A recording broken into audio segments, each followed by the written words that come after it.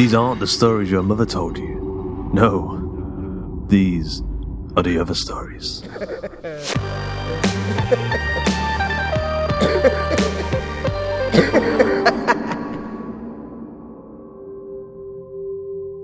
Today's episode of The Other Stories is The Balloon, written by Benjamin Percy and narrated by Justin Fife.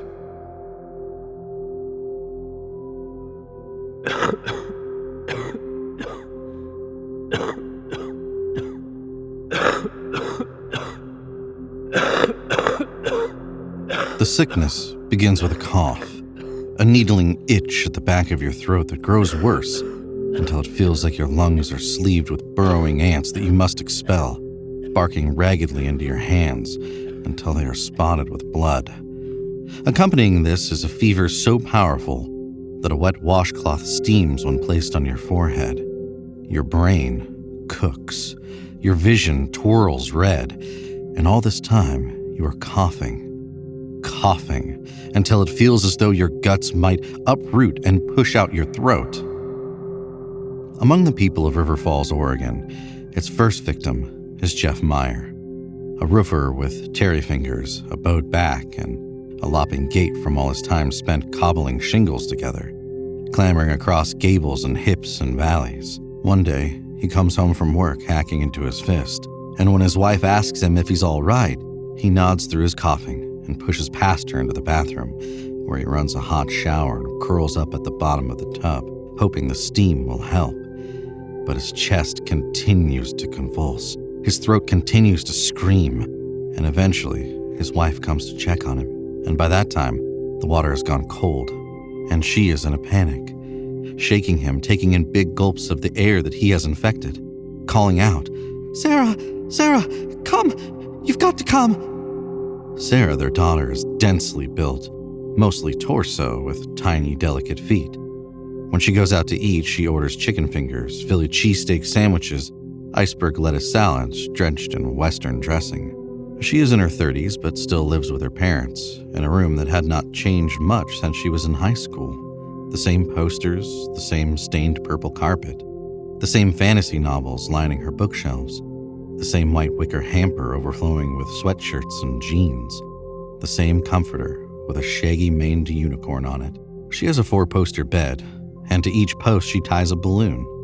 She has been doing this ever since she received the bed as a gift on her 16th birthday. When she climbs under the covers every night, she likes to imagine she is floating away, out the window, into the night sky, above the moonlit table of clouds where dreams wait for her. She refreshes the balloons every week when they begin to wilt. Her desk, situated beneath a window, was her mother's old sewing table. She rests her feet on the ironwork pedal when she sits there and scribbles in composition booklets, crafting stories about princesses. Not the kind who fall asleep from cursed spindles or poisoned apples, but the kind with golden armor and a sword called Oathmaker that can slay dragons and lop off troll heads in a single swing. She writes so often that the desktop carries the design of a half-formed triangle from the oils of her arms. People often say to her, Sarah, you there? And when she smiles and nods, they say, for a second, you seem to be someplace else. She works as a receptionist at Greeley Chiropractic, answering phones through a headset, greeting every patient by name, arranging the magazines in the shape of a fan on the glass-top table in the waiting area, refilling the triangle paper cup dispenser for the water cooler that burps every time someone gets a drink, until her father, and then her mother, fall ill, and she takes her vacation time to nurse them. She brews tea, helps them back and forth to the bathroom, packs bags of ice into their armpits and elbows, around their necks, over their wrists, and then refills the bags when they melt into warm-bellied jellyfish that slosh and roll off her parents' bodies when a coughing fit seizes them.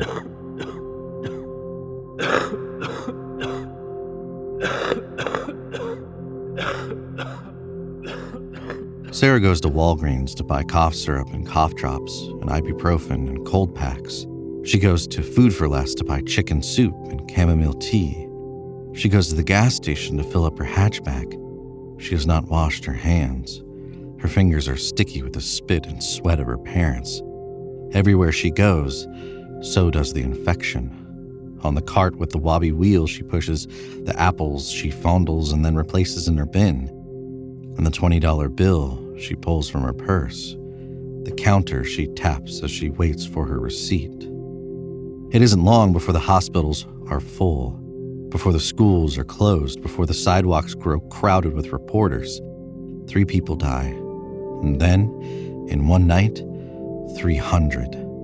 Everyone rushes to grocery stores and pulls off the shelves cereals, pastas, granola bars, canned fruits and vegetables, bottled water, whatever will last, even after the electricity snaps off. The worst is happening, they are saying. The worst is here. When parents say, "You'll catch your death," they mean it, grabbing their children as they race out the door to hand them a jacket. Yes, but also a surgical mask. "Stay in the yard," they say. "Don't breathe," they want to say. Sarah imagines the sickness as the puffy spores that float off a dandelion, or the cloth-winged moths that swarm the lamps in the Walmart parking lot, and she keeps her eyes sharp on the air around her, as if she could see the sickness coming, maybe dodge it. This is October, and the leaves on the aspen and cottonwoods turn a shimmering gold and come loose from their branches. You can see the shape of the wind in them, the leaves that wend and eddy in the streets, lawns, ballparks, making a skittering, clattering music like skeletons softly dancing. Everyone buys masks, not just surgical masks because the stores go empty of them almost immediately, but carpenter's masks, gas masks, even Halloween masks, anything to choke away the germs. Hank Haynes is balding. What little hair he has left is a frizzy black halo. His thighs rub together when he walks, and he can fit his fist into his belly button. He works as a deputy sheriff in Deschutes County. Most of his days are spent in a rust-speckled squad car parked behind a pine windbreak. He waits for speeders to hurl by as he aims his radar gun out the window and imagines it into a rifle that would take out the tires of a Mustang with 10 kilos of black tar heroin in the trunk. His real gun, a Glock 35, he has never actually drawn, though he dreams of doing so every day. He has always imagined himself a hero, not for anything he has done, but for what he is capable of doing. When he stands in line at the credit union, he knows exactly how he will react when the robbers in black ski masks rush in and say, "Anybody moves and you're dead meat." When the children bumble too close to the road, he carefully eyes them and readies to rush out and snatch them from the path of an oncoming semi. He always sits at the back of restaurants facing the door, ready for the unexpected. His entire life is made up of moments like this, sewn together like a bunch of hypothetical merit badges. When he was a boy, Hank was constantly afraid. He would run past the graveyard on his way home from school. He would sleep with his desk lamp glowing all night. He would wrap his sheets around him tightly, a blowhole the only part of him exposed. One night, he was so convinced that a pale, skinless creature waited for him under his bed, ready to seize his ankle with a long-fingered hand, that he held his bladder until he pissed himself and lay in his bed whimpering until the morning when his mother found him. He would never tell anybody this, God forbid, but he always felt a little jealous of Rapunzel because she was safe. No one could get to her, and no one expected anything of her. If he was her, he would have cut off all that hair and call it good. Now, the old fears are washing over him again. He sits in a squad car, windows sealing him in a protective bubble. He imagines the ground rumbling beneath him and knuckling upward into a spire, higher and higher still until he is balanced 200 feet in the air. Crown Vic will become his tower, and there he can wait all this out, because people want him to do something, but he doesn't know what. He watches the cars stream out of River Falls. Occasionally he flashes his lights at speeders, but doesn't pull anyone over for fear that they are sick. He buys a gas mask from the Army surplus and wears it at all times except when sleeping. Sometimes, when he hears the radio squawk and the dispatcher call out his name, he wants to snap it off, afraid of what he might be asked to do, ashamed that he hasn't changed at all, that he is still that boy in the piss-soaked frog pajamas. Hank remembers what his high school counselor once told him. To control his fears, he must control his breathing, to imagine the air around him as a humored essence. What was his favorite fruit? Peaches? He loved canned peaches. And what was the color of illness? Green. That's the color people turn in cartoons when they felt sour in the guts, wobbly-kneed. Good, the counselor told him. Now, imagine those colors moving in and out of your body. Breathe in peach, breathe out green. Peach in, green out. All the ugly feelings will leave him, making room for the good, purifying him. And now, with his gas mask snugly fit around his face, as long as he thinks about his breathing, as long as he controls what goes in and out of him, he is hopeful he is safe. In with the peach, out with the green.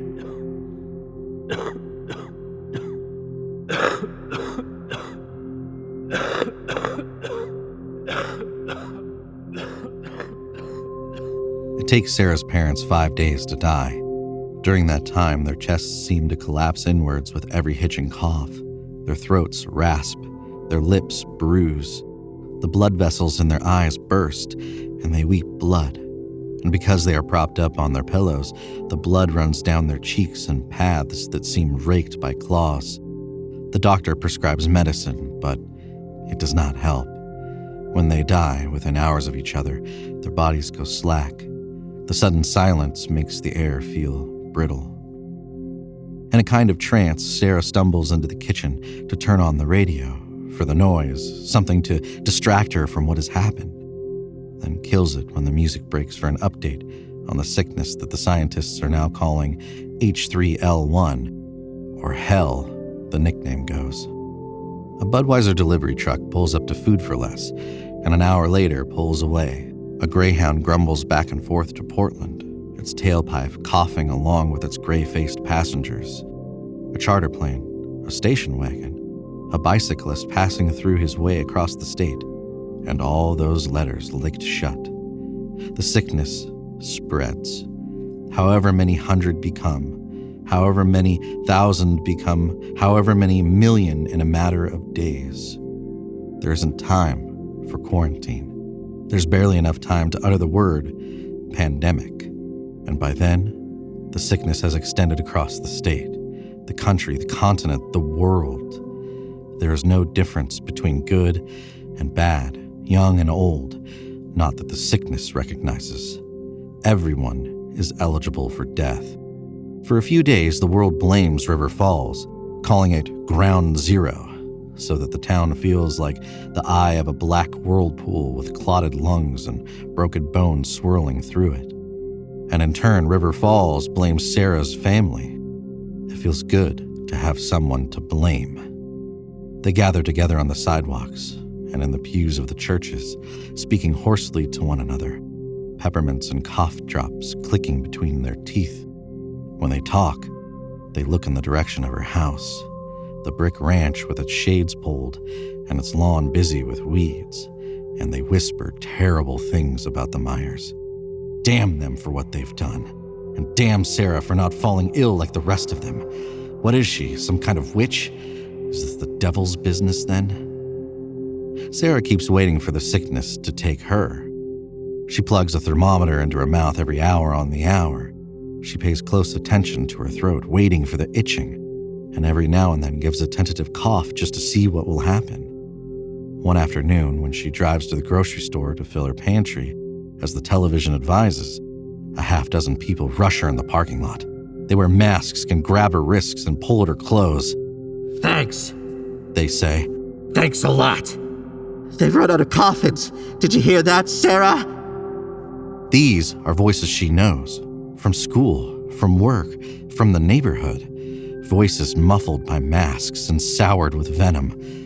A woman in a bird mask says, "Look what you've done!" This is Maggie Meyerhofer, whose eyes are startled blue and stare out from holes in her mask.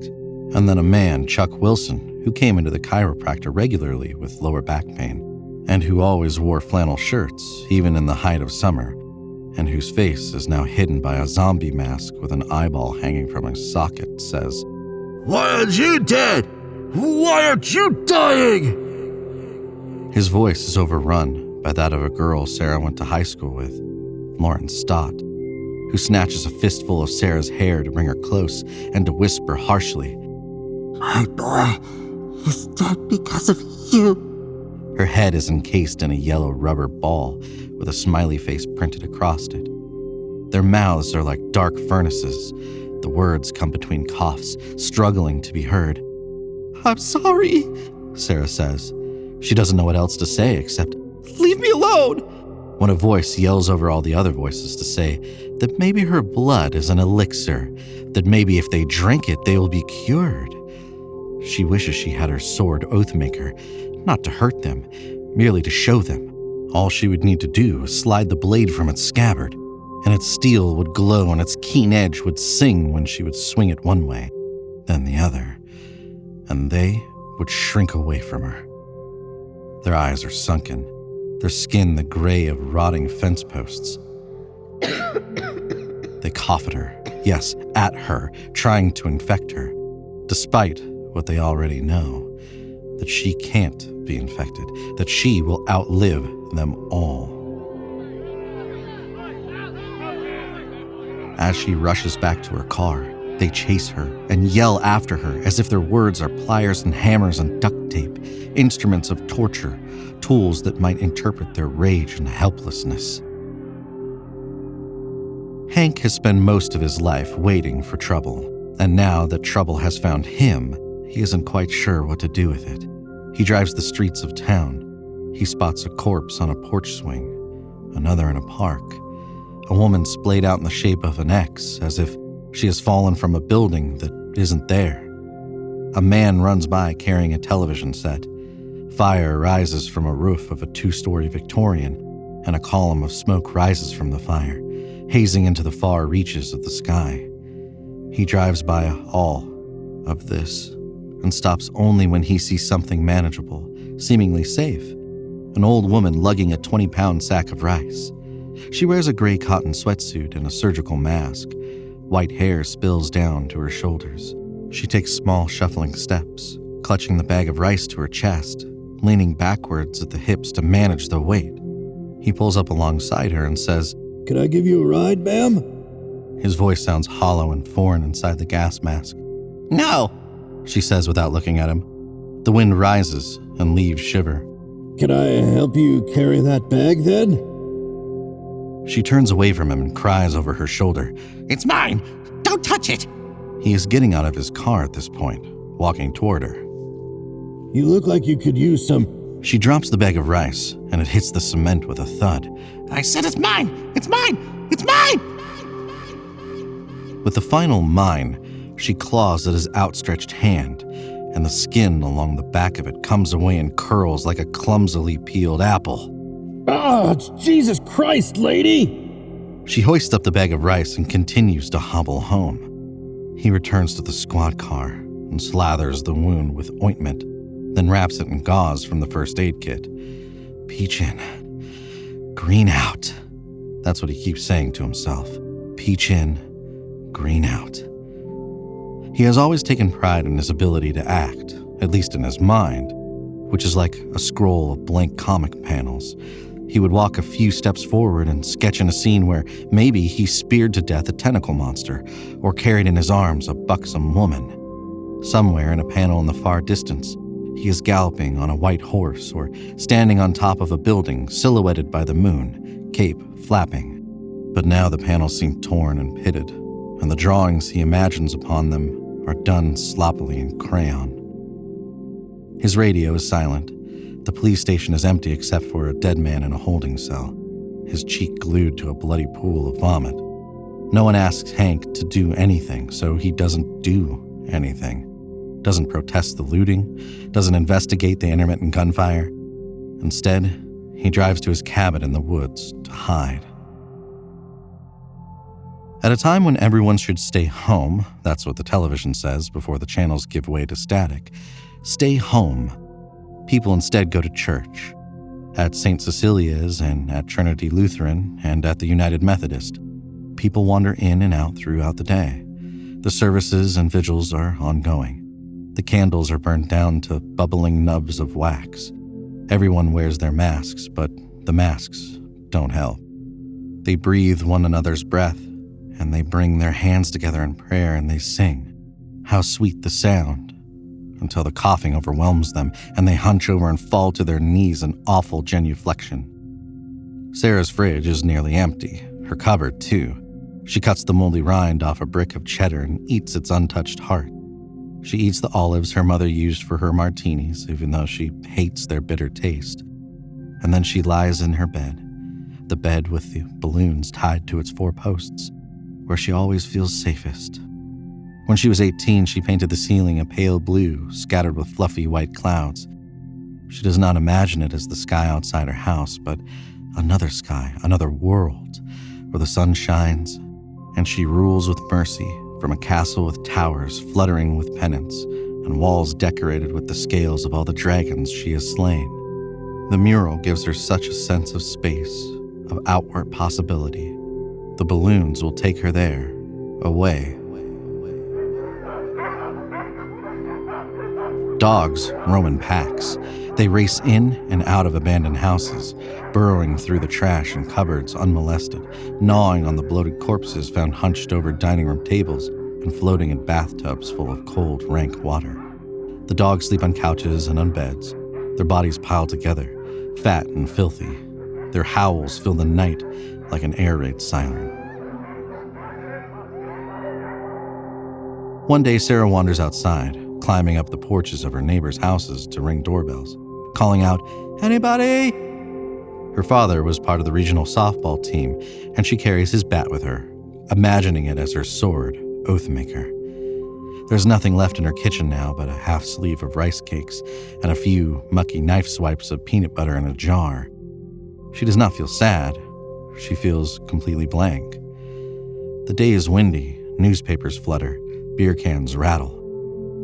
Sarah wanders into the park and climbs onto a swing and absently kicks her legs. This is where the dogs find her. There are 10 of them, Labradors and Boxers and Dobermans and German Shepherds, even a golden doodle. They slink toward her with their ears and tails flattened. She stands from the swing and snatches up the softball bat and tightens her grip and brings it to her shoulder and says like a teary prayer, "I am the night, and you are the dragons." Hank sits on his porch with his Glock in his lap. He is certain someone will come when he least expects it, when his back is turned. Someone will come creeping out of the woods to try to pry the lock off his door or rip the mask from his face. He startles often at his shadow, his reflection in the mirror, a stranger in a gas mask. To stay awake, he chews no-dos and sucks on coffee beans and drinks cans of warm Mountain Dew. Sometimes he isn't sure whether he's awake or asleep or somewhere in between, the world warping along the edges. He is certain only about sitting still, waiting, and watching for endless hours. This is his tower. He will defend his tower. His vision of the world is limited to a half-acre of meadow, the woods surrounding it, and the red cinder driveway that cuts through them both. He watches the clouds, and he watches their shadows shift and ooze across the ground. Every now and then, in the near distance, he hears a shotgun blast or a dog bark or a car race along the highway. Once he hears someone screaming, whether at someone else or at the universe. Days pass slowly, but not as slowly as nights. When the shadows play tricks with his mind, the stars seem to him like vanishing atoms of the earth as it crumbles to pieces and floats away. He glances often at his watch, waiting for what, he doesn't know. Time has already run out for the world, and for any chance of redemption on his part. He is pathetic. The fact that few are left to witness his cowardice is at least comforting. He is not a knight, not a gunslinger, not a kung fu master or spandex-clad metahuman. He's the cat on a limb they rescue, the child crying help from the flame-filled building, the princess in the tower. He sings to himself quietly, but he can remember only fragments of lyrics, so he slips from one song to another like somebody cycling through radio stations.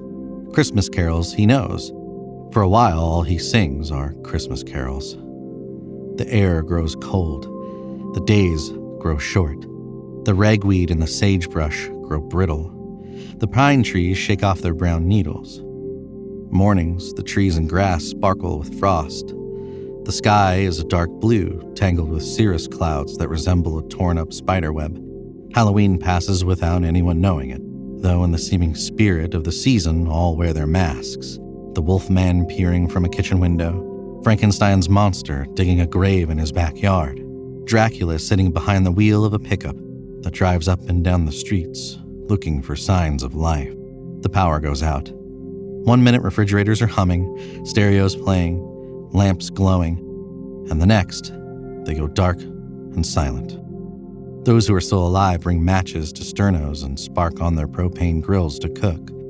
The growl of chainsaws fills the air as some take down the trees along the curbs and the parks, sectioning them up into logs they can split into firewood to stay warm.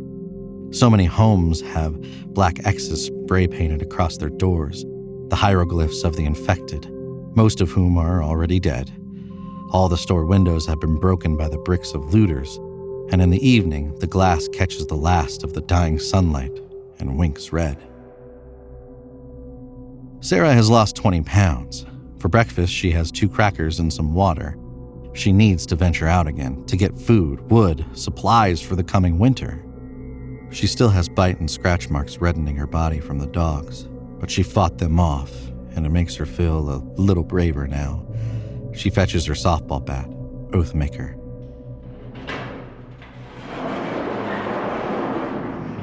Pulls open her garage door, and there they are, maybe 20 of them. The figures are wearing masks, and they are scattered across the driveway and the lawn and the sidewalks and the street, all still as statues. She feels her expression shift, along with her heart, as she feels confusion, and then recognition, and then horror.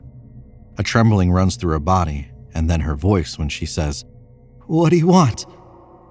They don't know what they have come for, except to lash out at something. But maybe seeing her now makes them realize she isn't what they're looking for after all.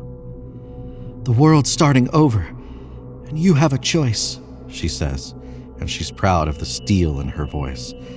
"You get to choose what you'll be. I'm going to choose hope. I hope you will too." Slowly, she pulls down the garage door. None of the masked figures make a move to stop her.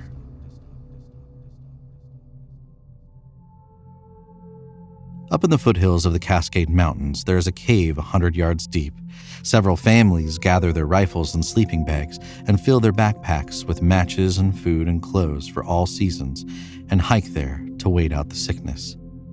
They choose the cave because it is isolated, easily defended, and maybe they choose it too because they feel already as though they are slipping back in history to a simpler time dedicated to the gathering of food and warding off of danger. They make a fire the first night, and with the cinders of it draw upon the basalt walls and pictures of bodies, laying all about with black X's for eyes, a cipher for future generations to behold and puzzle over. It is colder in the cave than they imagined, and on the 3rd day, one of their party sneaks down to the town for blankets and coats, and by the time he returns he is coughing, and soon they are all dead. A hard rain comes. It falls through the broken windows and soaks carpets. It dimples the fresh earth of the graves dug all over town. At Sarah's house, it tongues its way under a loose shingle and seeps through the insulation and the ceiling beneath it to form a damp circle that sags downwards. Her skyscape mural, the illusion of another world, is ruined. She paces her room, running her hands through her hair and chewing her fingernails down to nubs, feeling starved and alone, utterly alone, trapped as if in the dungeon of an evil sorcerer. It is something she has fantasized about before, something she has written about in her stories. In one of them, she gnaws off her finger and uses the bone to pick the lock, and then hurls the sorcerer from a window as lightning crackles from his hands. In another, she writes a note in blood and tucks it under the wing of a raven, who flies it to the giant bears who live in the dire forest, and they come charging across the plains to burrow beneath the castle and into her cell, and they splinter the door and overthrow the sorcerer, and feast on his magical flesh, and take on his powers as she becomes their queen, the queen of the bears. But things are not so easy or so fun here in River Falls. Every time she tries to leave her house, she's attacked. She might as well be guarded by wraiths or surrounded by enchanted brambles. She's always read her way out of this world. Her story will not end happily ever after unless she authors it herself. She pulls up a chair to her desk and rips a page from a composition booklet. She grips a pen in her hand so tightly her knuckles go white. "I'm alive, and I'm alone," she writes, and then stops the pen. What else can she share? What else is there? Her mind is slower than it used to be, walled off from interaction, any activity outside of peering out the window, talking to herself. "I'm not sick." She underlines this twice. "Sometimes I wish I were, but I'm not. If you're alive, if you're reading this, maybe you know what I mean. I don't need you to rescue me. I'm not looking for heroes, but I sure could use some company, because this is a lonely battle. Come find me." She lists her address, signs her name, and she finishes the note the way she has finished every story she has ever written. "Happily ever after?" That's what she writes along the bottom, the way some would write regards or all the best or love, only followed by a question mark. There are so many shadows in the world, and so little light ahead, but writing this makes her feel a little better, hopeful. She rolls up a sheet of paper like a scroll, tapes it shut. She then stands from the desk and selects from one of the bedposts the balloon that will most likely catch someone's attention. A red balloon shaped like a heart. She bought it at Walgreens. It's a few weeks old and flaccid, but it will have to do. To its string, she tapes the notes several times over.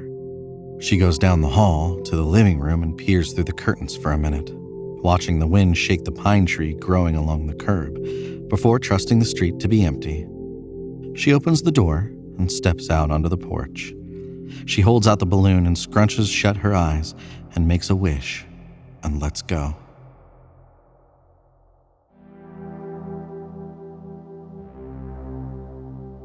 Once when he was a boy, Hank found a bald eagle shot dead in the woods. He couldn't imagine anyone shooting an eagle, but there it was. A hole blasted through its middle, its feathers scorched, one of its wings still outstretched with the hope of flight. He spent a lot of time in the woods, imagining pine cones into grenades, firing slingshots at jackrabbits, hammering together forts from lumber stolen from construction sites. And he would run across the eagle often. Ants and flies stripped it of its guts and muscle. Its feathers faded and moldered and came loose, lost to the rain and wind, so that there was only the skeleton. Mud and crabgrass filled its hollows and eventually took it over so entirely that in time, Hank was unable to make out any sign of it. He figured that was how he would end up, how people would end up, erased completely. The world would move on. He has never felt small or less substantial. He doesn't even bother with his breathing exercises anymore. There is no peach to breathe in.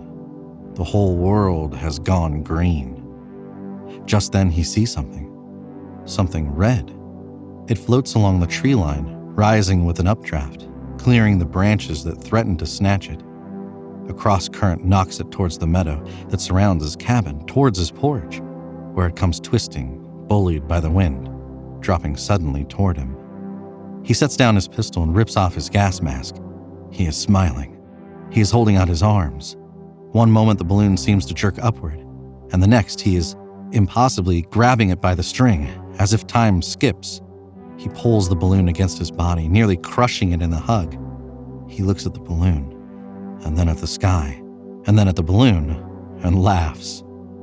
He looks around, startled by the sound so alien. It takes him a moment to spot the note. It is only after he unpeels it, after he reads the message, after a smile splits his face and fresh laughter escapes from his throat, that the possibility of a future begins to open back up for him. That he begins to think maybe, just maybe, he can set off for town, with his pistol ready and his eyes narrowed for danger. He can escape his tower. He can seek out this Sarah, and maybe together they can be brave. They can find hope.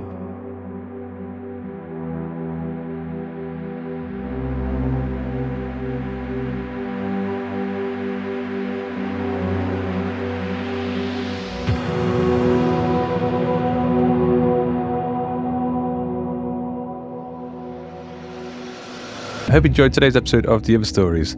The Balloon was written by Benjamin Percy, narrated by Justin Fife, edited by Carl Hughes, with music by Tim Coolig and Tom Robson, and sound effect provided by freesound.org. The episode illustration was provided by Luke Spooner of Carry On House.